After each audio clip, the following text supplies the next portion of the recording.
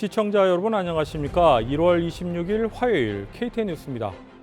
오늘은 코로나19 관련 내용을 위주로 보도해 드리도록 하겠습니다. 조지아주에서 대면 수업을 재개하는 카운티가 늘어나며 교직원 대상의 백신 접종을 요구하는 목소리가 커지고 있습니다. 브라이언 캠프 주지사는 오늘 기자회견을 통해 아직 접종 대상을 확대할 수는 없는 실정이라고 밝혔습니다. 김용성 기자가 기자회견 현장을 다녀왔습니다.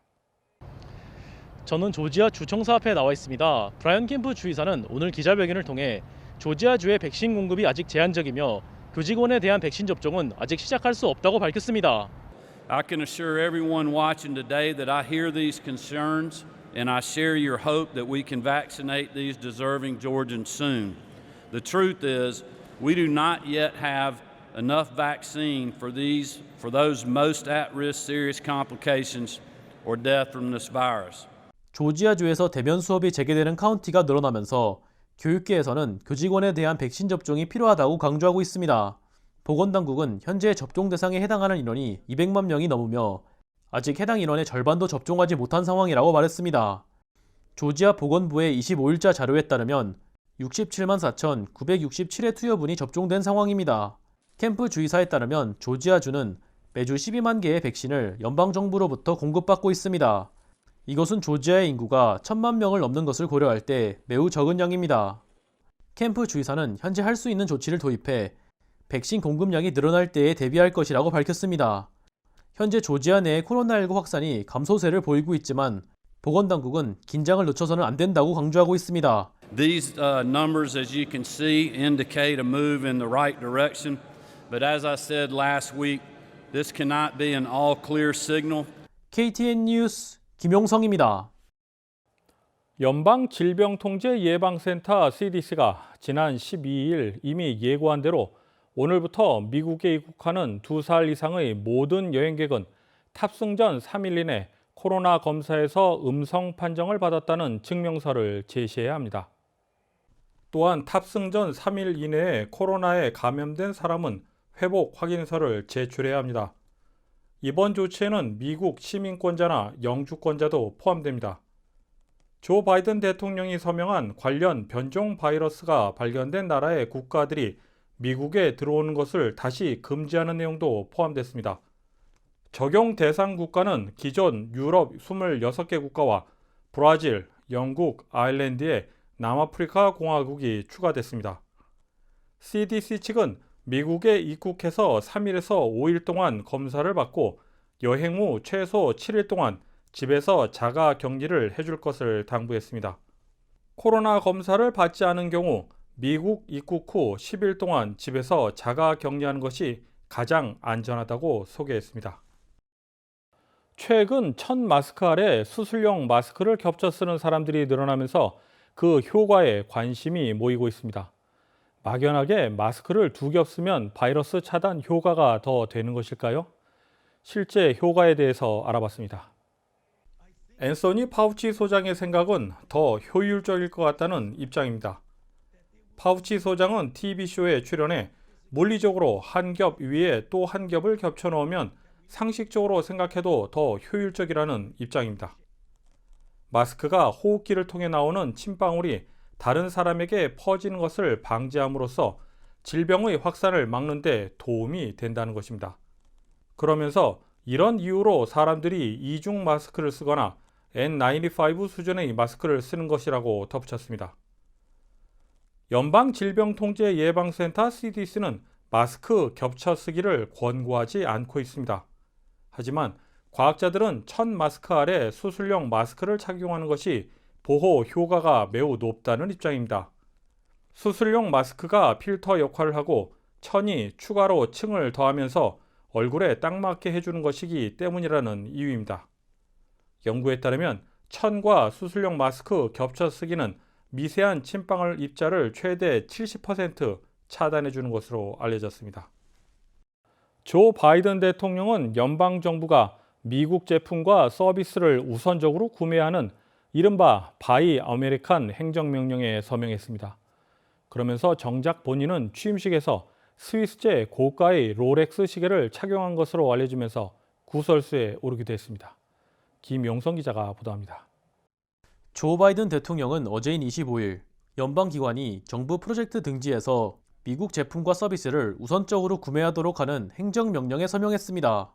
트럼프 행정부 당시에도 유사한 행정명령이 발표된 적이 있습니다.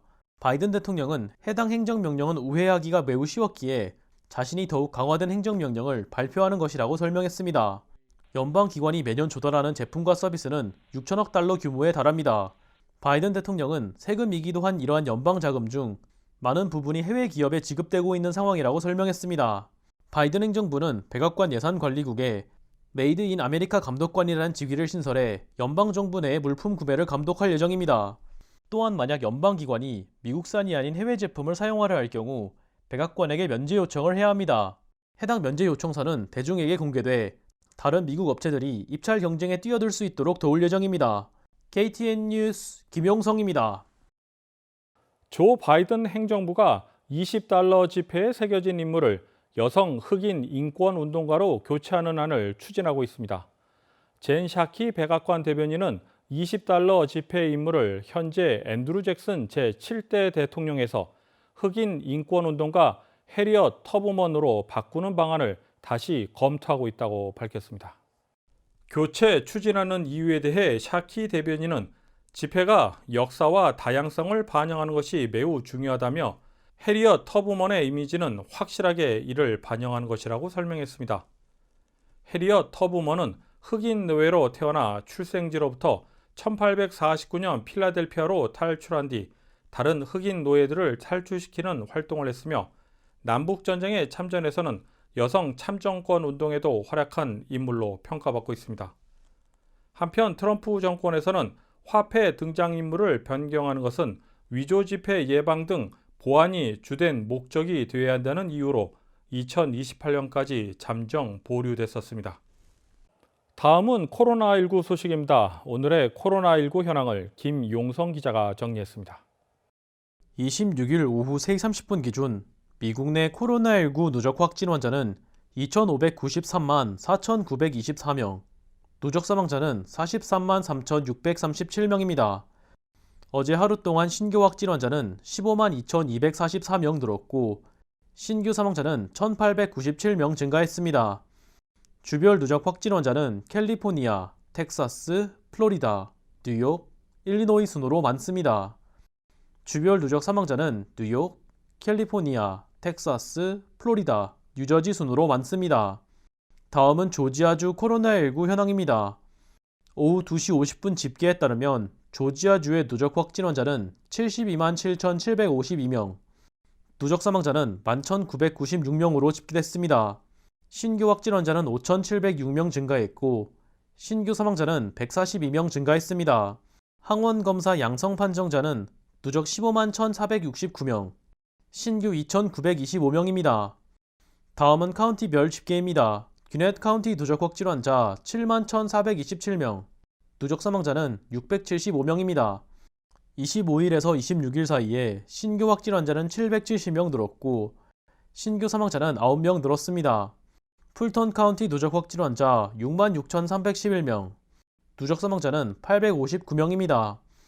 신규 확진 환자는 532명 늘었고 신규 사망자는 4명 늘었습니다. 컵 카운티 누적 확진 환자 49,082명, 누적 사망자는 663명입니다. 신규 확진 환자는 454명, 신규 사망자는 6명입니다. KTN 뉴스 김용성입니다.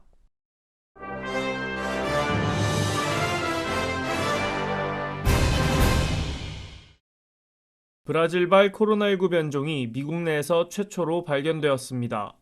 미네소타에 거주하는 한 사람이 해당 변종에 감염된 것으로 확인되었습니다. 그는 최근 브라질을 방문한 적이 있으며 브라질에서 귀국한 직후인 1월 첫째 주에 코로나19 의심 증상을 경험한 것으로 전해졌습니다. 브라질발 변종은 전염력이 더욱 높고 인체의 면역 체계를 회피할 수 있는 것으로 우려되고 있습니다.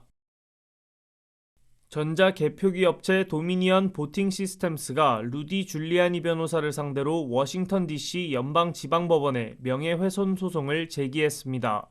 유권자들을 오도하는 잘못된 정보를 강요하고 회사에 돌이킬 수 없는 피해를 초래했다는 이유에서입니다. 소송장에는 보상과 징벌적 손해배상에 13억 달러를 요구하고 있습니다. 도미니언 측은 앞서 지난 8일 시드니 파웰 변호사를 상대로도 똑같은 이유와 배상금을 제시하며 소송을 제기한 바 있습니다. 도미니언 개표 장비를 사용한 조지아주는 2차례나 재검표를 했으나 도미니언 개표기가 유권자들의 표를 정확하게 집계했다는 결론을 내렸습니다.